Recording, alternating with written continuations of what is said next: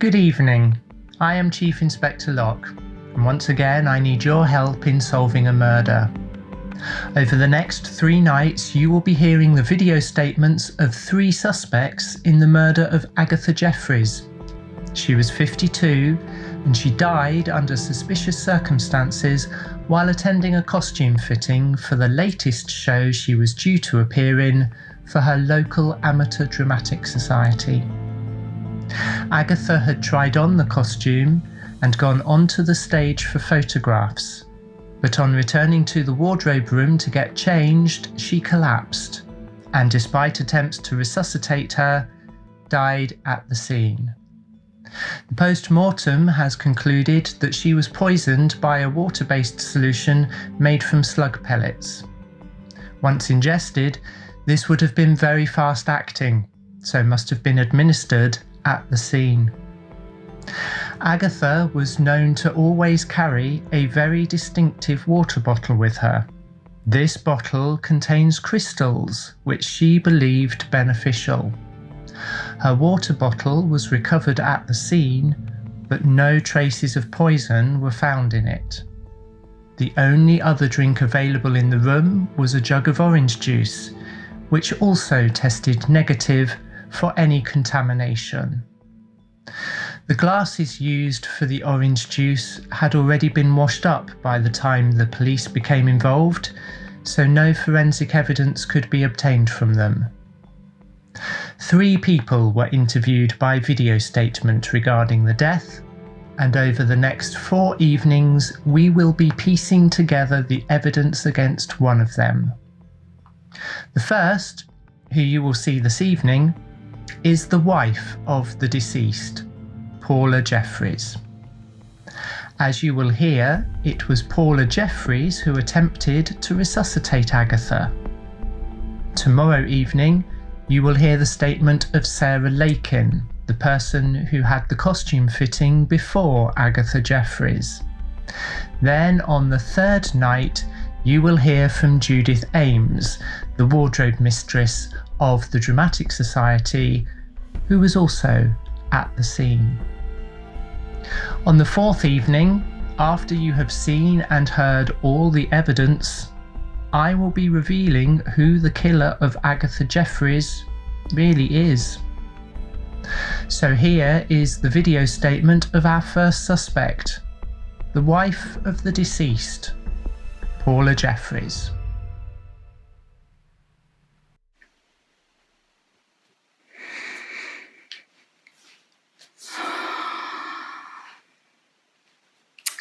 Hello.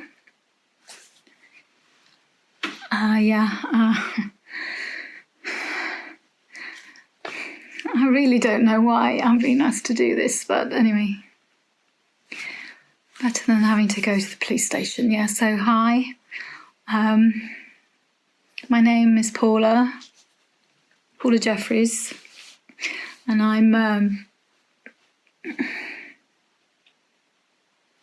was Agatha's wife.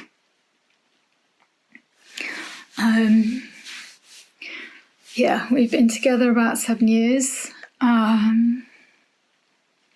Agatha wanted to make it official, so we've been married about 5, and she decided to take my name.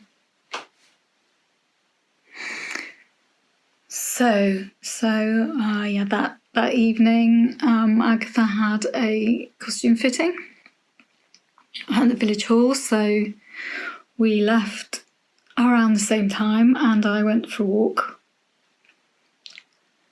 And then after a while I went to the village hall to pick her up after her fitting and thought we'd maybe go to the pub for a drink. But as soon as I got there, Judith Ames came rushing out and said that Agatha had collapsed and she couldn't get her to respond, so she was panicking. So then, of course, I panicked and I went in and I couldn't find any vitals. So my being a first responder, Judith took her phone to try and find a signal to get some help, because there's no phone signal in the village hall, you see. And I started CPR. Only it didn't seem to do any good. And after a while, the ambulance arrived. But it was too late. I don't know what else there is to say.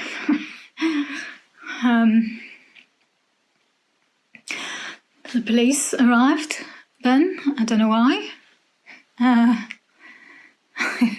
Took all her stuff, her coat and a handbag and the water bottle, of course. She never went anywhere without a water bottle.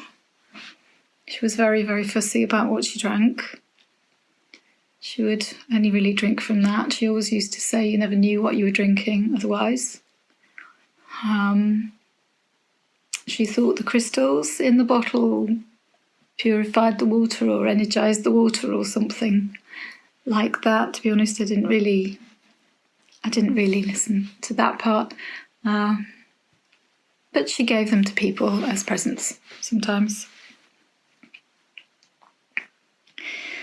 To be honest, I really don't understand why we're being asked to make statements. I mean, she must have had a heart attack or something, because nobody would want to hurt her. Everybody liked her.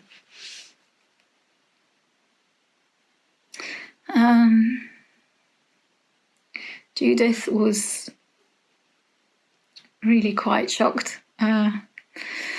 She started clearing up glasses and things to occupy herself, I suppose. The police were a bit upset, actually, when they arrived and found things had been moved, but what did it matter? A couple of glasses being washed up. It was nothing, anyway.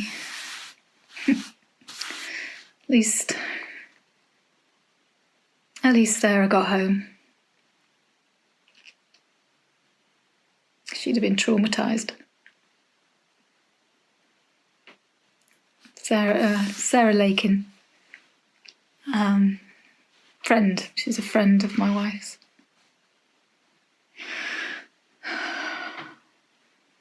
She's a wonderful woman. Not sure what I'll do now.